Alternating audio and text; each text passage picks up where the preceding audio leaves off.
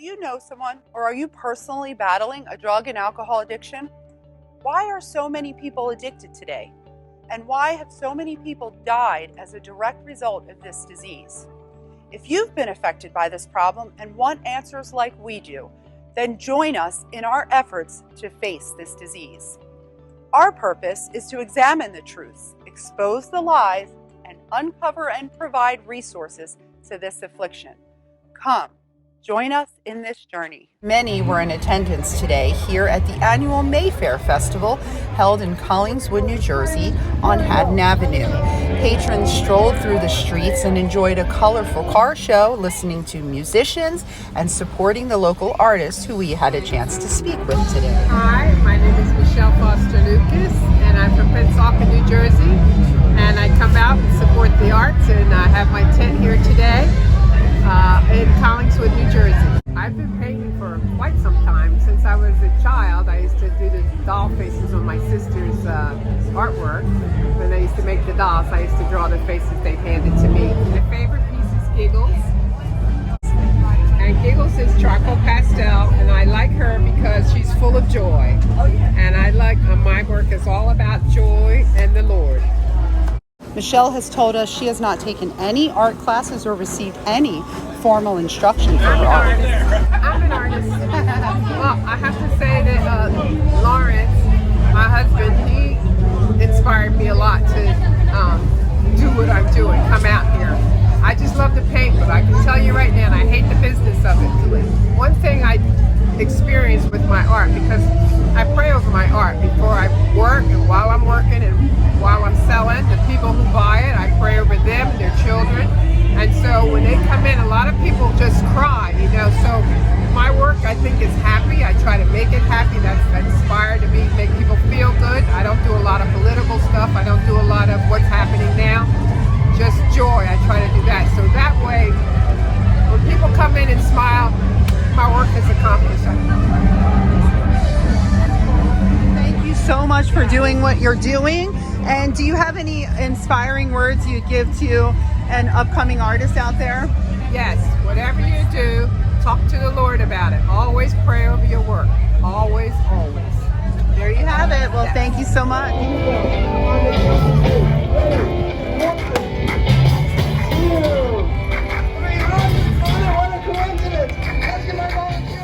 My name is Stacey Granger. I'm a local Philadelphia photographer. How did I get started? I got started in the early 90s. I had 6 kids and I couldn't find a photographer that would take any time to take pictures of all my kids together. So I decided to take some local photography classes on how to take my own pictures of my kids. And by the time I got into my second year of college, of taking photography courses at the college, they asked me to teach photography. So I ended up going to school and teaching there for 6 years and got 3 degrees in photography and 2 degrees in digital imaging. And I just started taking beautiful photos. I had a portrait studio in Philadelphia for 9 years and specialized in kids and families. And then when I closed my studio in 2014, I just started doing shows. So now I do an average of 30 to 40 shows a year all around the Philadelphia area. This one's Greece. Okay. This one's Spain. I've been all over the world, but when I do Philadelphia shows, Philadelphians are kind of like really, really mired into how much they love their city. So 90% of the work that I sell when I'm in Philadelphia is Philadelphia based. A lot of people have a real connection to either Boathouse Row or City Hall, Society Hill. My picture of Big Ben, that is my favorite. It's just a really interesting, different look at London. This is probably a big connection for me because I studied in film back in the 90s. And this is probably one of the last pictures that I ever took in film. And it's from Naxos, Greece.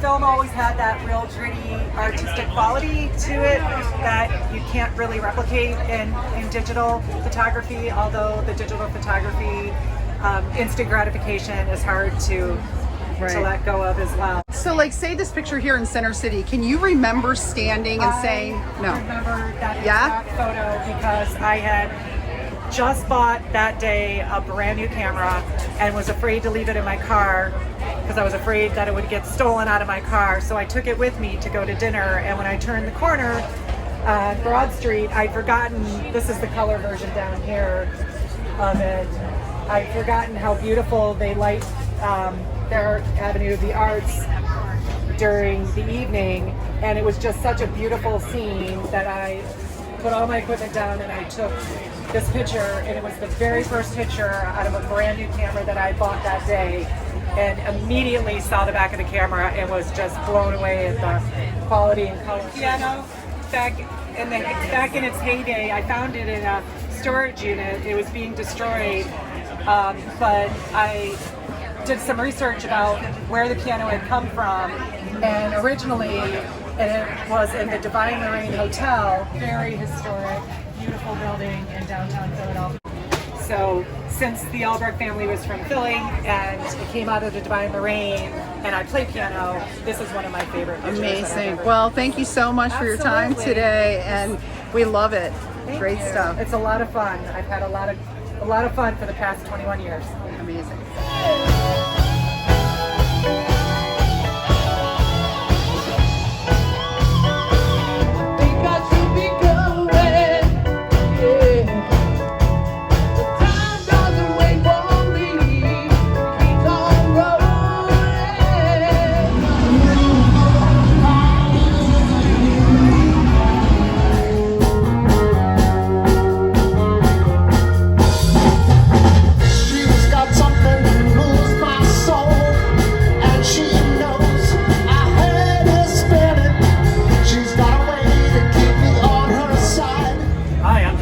I'm a nature photographer.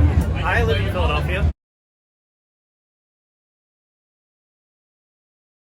So I used to work full-time as an audio engineer until COVID shut our whole business down. And I was just looking for ways to get out into nature and explore and interact with my surroundings during the lockdown and all that. So I taught myself photography from watching YouTube videos and reading articles. I wanted to make more of it than a hobby. Yeah, I think it was actually the winter before COVID shut down. I really started doing photography. I started messing around with photography. You know, I'd bought a camera to take with me hiking because I love being outdoors. And then just being trapped in this part of the country, there aren't that many outdoor opportunities for recreation. So I started, started taking my camera with me when I would go out and hike, and then that grew into buying lenses and, buying a macro lens so I could photograph small wildlife, and then that grew into wildlife photography. So the first photograph is a couple. This is one of the first photos that I took from one of my first walks when I went out into Philadelphia, and I just said, I had a day off, and I was like, I'm just going to take my camera out and I'm going to go take pictures of things. And I ended up capturing this moment at Logan Square in Center City. Processed in black and white, and it was shot during the day. Okay, so good. It's just height of the summer, kids playing in the fountain. That was an incredible experience. Yeah, this story there. Yeah, so during the second lockdown, I guess, it was during the middle of the winter. I was working at my desk, and he hopped up on the windowsill. Oh. And, he started pawing at the glass. I ought to be in pictures, basically. But for me, it was during a time when I couldn't really get out because it wasn't really responsible to be out and about with things as they were. And for nature to come to me, to come up on my windowsill and visit me in my own home it was a real moment of light in a bad time.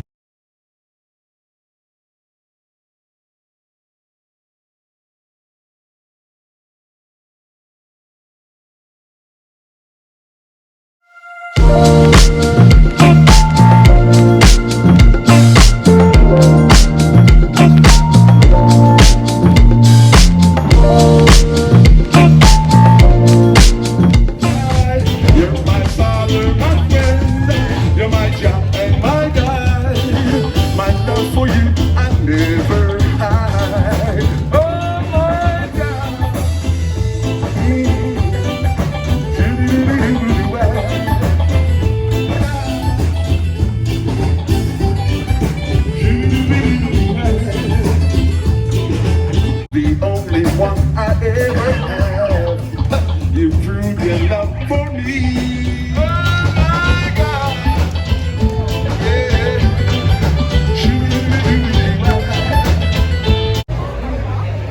We hope you enjoyed our recent visit to Mayfair in Collingswood, New Jersey.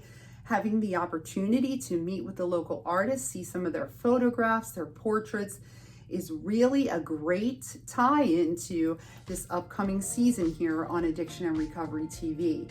We're focusing on artists. We're going to give you a sneak peek at some of their work. These are photographs that I consider pure art, and I've been mesmerized by these photographs, and I know that you are going to be captured as well. So we will have these artists in studio. We're going to interview them, see more of their work, and hear a little bit more of their backstory.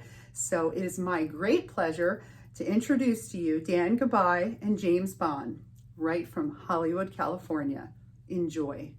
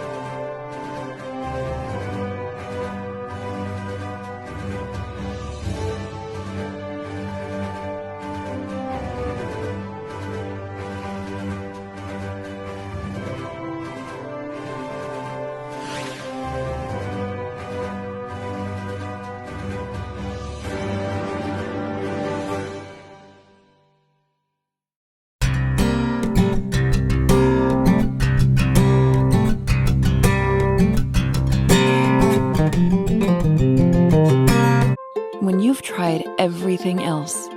There was a time as a mother that I felt as though my daughter wasn't going to survive this. When I got here, I was on the brink of death. They helped carry me when I didn't believe in myself. And I can honestly say it's the happiest I've been in years. Enlightened Solutions has given me my daughter back, and for that, I'm very grateful. Enlightened Solutions. Recover successfully. I was 26 years old. I was sitting in my truck in the parking lot of a movie theater getting high. I was an outcast my whole life, I didn't know where I belonged. Knocking my head against the wall over and over and over again. So I came to Narcotics Anonymous. I heard a message that made my ears pop. People who I can relate to and identify with. Managed to heal relationships, start families, and be happy with life. Drug problem? We can help. We've been there. Narcotics Anonymous.